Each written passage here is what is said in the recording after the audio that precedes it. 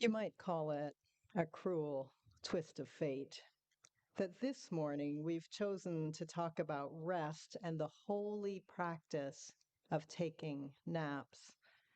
Because if you arrived here on time this morning, you'll have been all too aware that today, of course, is the day in the year where we actually lose an hour of sleep.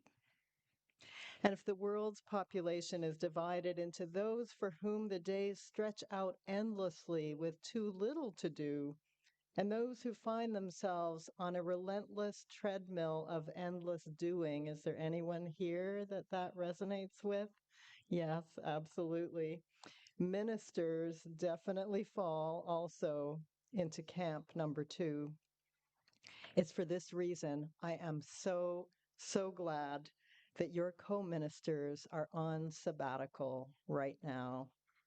You have given them an extended period of rest. This means, I hope, that losing an hour of sleep this morning will create only the smallest ripple across the surface of their lives. Being on sabbatical also means that Reverends Wendy and Lynn will be settling into a space where new insights, new wisdom, new energy will be able to emerge. I, on the other hand, have been still running that treadmill, trying to figure out how to squeeze every last ounce of energy out of what feels like never enough time. So you won't be surprised to hear what's on my minister's reading list. Here are just some of the books I've looked at over the past year. Deep Work, Rules for Focused Success in a Distracted World. Atomic Habits, an easy and proven way to build good habits and break bad ones. And the one I'm reading right now, 4,000 Weeks, Time Management for Mortals. And if you know anything about that title, 4,000 weeks is apparently the amount of time we have in the average lifespan, only 4,000 weeks. So get busy. It's a lot to do and not much time. Granted, I found a nugget of wisdom in each of these books. Still, though, no matter how much faster or more productively I end up working, the goal of really making space for rest keeps eluding me. I should have remembered that back in the 1970s, a far-seeing Japanese farmer named Masanobu Fukuoka had already turned the productivity gospel on its head when he invented a low-input agricultural technique he called whimsically do-nothing farming. Does anyone here know about do-nothing farming, or have you tried do-nothing farming? Fukuoka had been trained in all the conventional ways of making farmland productive, working the soil, investing in machinery, inputting large amounts of both chemicals, which of course exhaust the soil, and human labor. And yet he found himself wondering how it was that a nearby abandoned lot was, in its own way, just as intensely productive. Despite no human inputs, this lot produced a profusion of grasses and weeds, plants that grew so thickly and abundantly and returned each new year despite unpredictable amounts of water and ever-changing variety of weather conditions. What was its secret? Meanwhile, Fukuoka was exhausting himself, as many of us do. It was early in his career. He was burning the candle at both ends, studying plant pathology, but also tormenting himself with existential questions about life and death and purpose. Late one night, while wandering the streets on a hill not far from a harbor, Fukuoka collapsed in exhaustion. His body just said, "You need everything to shut down. You need to sleep now." And he fell asleep on the street on this hill not far from a harbor. And he awoke just at the time when a breeze was bringing a morning mist, the breeze was bringing um, the current that carried the morning mist away out over the water.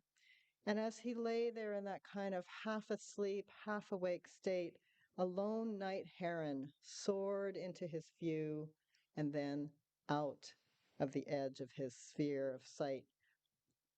And suddenly, Fukuoka had a kind of epiphany. Everything he felt, everything he ordinarily relied upon, was suddenly swept away with the wind. He found himself filled with a new feeling of not knowing, a kind of deep humility. And out of that, he felt an inner calling to balance his academic study with close observation of the natural world. Time went on, and out of this balance, what emerged was his famous do nothing technique for growing rice. And here's how it worked. Instead of flooding rice fields with water before planting rice in the spring, which is supposed to be one of the most difficult jobs, you stand in muck, there's water up to your knees, you're planting these seedlings in the cold water. Fukuoka simply scattered them on the ground in the fall. He let them lie there all through the winter season. He grew a cover crop of clover, but cut the stalks and then just threw them back on the ground the way he said nature did. When nature drops plants on the ground, it doesn't clear them off, but it just lets them lie there. He discovered, no surprise, he had far more time for rest. And astonishingly, his rice grew productively and healthily. We need rest. We all need rest. Our depleted planet is telling us every day it too needs opportunities for rest. We need rest because it is in the nature of living beings to have regular and balanced cycles of both activity and inactivity, of dormancy and growth. We also need rest because through rest, our dreaming self is allowed to emerge.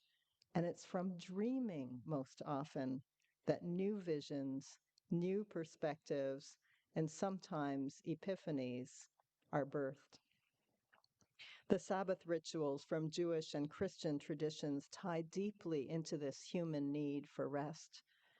For the Christian ancestors from whom our movement is descended, Sunday, of course, was a prescribed day of rest. Sunday was a day meant to be set apart, a day for breaking the habits of behavior and of thought that accumulated during the other 6 days of the week. And so, even though our movement is no longer Christian, we've kept the Sunday part of the practice. But at the same time, how many of you truly recognize Sunday or any other day as a full day of rest? Curious to know if there's anyone in this room who has developed the discipline of taking one day as a full day of rest. Seeing no one. Perhaps someone is shyly not putting up their hand. Maybe someone on Zoom is putting up their hand. It is so hard to take a day of rest when the world around us is not taking a day of rest. Very hard to be out of sync. Personally, for that reason, I've often wished we had something like the Shabbat traditions of Jewish communities, which predated what came to be known as the Christian Sabbath. Shabbat, or Shabbos, as it's called in some branches of Judaism, lasts from sundown Friday until the time when 3 stars can be seen in the sky on Saturday evening. It's a time for gathering at home with others, for lighting candles and reciting prayers, eating special foods that were prepared ahead of time, since no work is permitted on the Sabbath, and for foregoing all work and technological devices. Very important. Some see Shabbat as a time for becoming the world that is longed for, what we might call beloved community, over and against the world that is, so that Shabbat or Sabbath is a kind of resistance. It's a kind of way of pushing back and saying, no, you will not have all of me. There is this space that I am going to create as sacred and set apart. One of the things I've noticed about Shabbat is that because it's somewhat inconvenient and requires a lot of advanced preparation, there's a way in which it's not simply a time out from the rest of the week. Instead, it alters people's orientation. You might say that the point of the week becomes to get to Shabbat. And so if you've seen the film or a stage version of the musical Fiddler on the Roof, you might remember how there's a thread running through the entire first part of the story. Everyone keeps reminding each other, hurry, time to get ready for the Sabbath. Hurry, the Sabbath is almost here. Shabbat pulls the community toward planning for rest. Though to be fair, there has been traditionally a lot of women's work behind the scenes, getting that day's work done ahead of time, and some types of work never stop. Still, here in Schenectady, you're in the middle of your stewardship campaign. Yes, you are inviting people to engage in financial generosity, but you're also lifting up and celebrating the multiple ways in which so many of you offer generous gifts of time, self, leadership, which fuels the capacity of this community to thrive. And though I'm a guest in this community, I've spent enough time in UU spaces to know that sometimes this vitality comes at the cost of some people pushing beyond their limits. I don't know if that's happened to anyone here. A few laughs. Has it been true for you here or elsewhere in your lives that at times you felt bound to sacrifice rest for work and getting things done, either because you didn't want to let others down, because you couldn't stand to see things possibly fail, or perhaps because you simply felt you didn't have a choice? There's a brilliant woman, a performance artist and seminary graduate named Tricia Hersey. We heard some of her words before. And Tricia really felt like this, like her hands were tied. She had no choice. There was too much to do. This is at a time in her life where she was parenting a young child, going to graduate school, never had enough money, and living, like all of us do, in a world that tells us more often than not that our worth is tied to our productivity. In a state of exhaustion and crisis, Hersey looked to her ancestors for wisdom. One of them was her grandmother, Ora, whose life had been shaped by the Great Migration that took her and other Black people from the South to the south side of Chicago. And there, Ora was grappling with the challenge of raising children while holding down two jobs.